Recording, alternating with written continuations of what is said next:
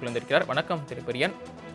தமிழக காங்கிரஸ் கமிட்டியின் புதிய தலைவராக மாணிக்கம் தாக்கூர் எம்பி நியமனம் செய்யப்பட்டிருக்கிறார். தங்களுடைய முதற்கட்ட பார்வையை சொல்லலாம். ஒரு பலத்த போட்டிக்கிடையில் அந்த பதவியை பெற்றிருக்காரு. ஏற்கனவே ஜோதிமணி, அப்புறம் கார்த்திக் சிதம்பரம் போன்றவர்கள்லாம் அந்த பதவிக்கு, பிரவீன் சக்கரவர்த்தி போன்றவர்கள்லாம் அந்த பதவிக்கு ட்ரை பண்ணியிருந்தாங்க.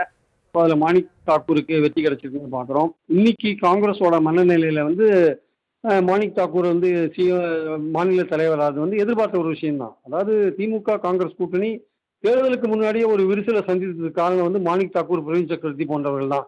அவர்கள் அந்த கூட்டணியில் இருந்து கொண்டே அதை உடைக்கிற வேலையை அவங்க செஞ்சாங்கன்றதை நம்ம பார்த்தோம். இந்த உடைக்கிறதுக்கு பலன் தான் அவங்களுக்கு அதிகாரத்தில் பங்கு தாவேக்கால போய் சேர்ந்தாங்க. இன்னைக்கு தொடர்ந்து அந்த வேலையை தான் அவங்க செஞ்சுட்டு இருக்காங்க. திமுக கூட்டணியிலேருந்து ஆட்களை எடுக்கிறது ஒரு பக்கம் இருக்கட்டும், அந்த தாவேக்கால போய் சேர்ந்தது ஒரு பக்கம் இருக்கட்டும். ஆனால் காங்கிரஸை பொறுத்த மட்டில் தேர்தலுக்கு முன்பும் சரி, தேர்தலின் போதும் சரி, தேர்தலுக்கு பின்பும் சரி, அவர்கள் திமுக குறி வச்சு தாக்குற ஒரு ஸ்டேஜில் இருக்காங்க. ஆனால் அதே சமயம் ராகுல் பிறந்த நாளை இன்னைக்கு வாழ்த்து சொன்னாரு ஸ்டாலின் அவர்கள். அந்த ஸ்டாலின் வாழ்த்து சொன்னபோது ராகுல் என்ன பதில் சொன்னாங்கன்னா, நம்ம ஒன்றுபட்டு போராடுவோம் அப்படின்னாரு. கூட்டாட்சிக்கு எதிரான சில விஷயங்கள் மத்திய பாஜக அரசு பண்ணுது, நம்ம அந்த என்டிஏ அரசு பண்ணுது, அதுக்கு எதிராக நம்ம ஒன்றுபட்டு இந்தியா என்ற ஐடியாவை காப்பாற்றுறதுக்காக நம்ம போராடணும் அப்படின்னு யார ஸ்டாலினை அழைக்கிறார். பிறந்தநாள் வாழ்த்து சொல்றதுக்கு பதிலாக அழைக்கிறார்.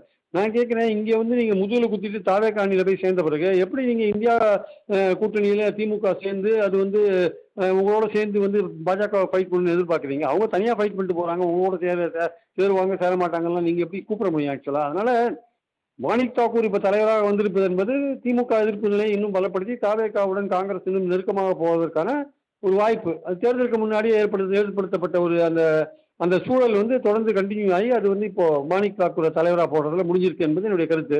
இனிமேல் திமுக எதிர்ப்பு கொஞ்சம் பலமாக காங்கிரஸ்லேருந்து இருக்கிறதுக்கான வாய்ப்புகள் இருக்கு. காங்கிரஸ்ல ஒரு பிரிவினர் கொஞ்சம் கட்சிக்கு எதிராக, தலைமைக்கு எதிராக போர்க்குடி தூக்குவதற்கான வாய்ப்பும் இருக்கிறது என்பது என் கருத்து.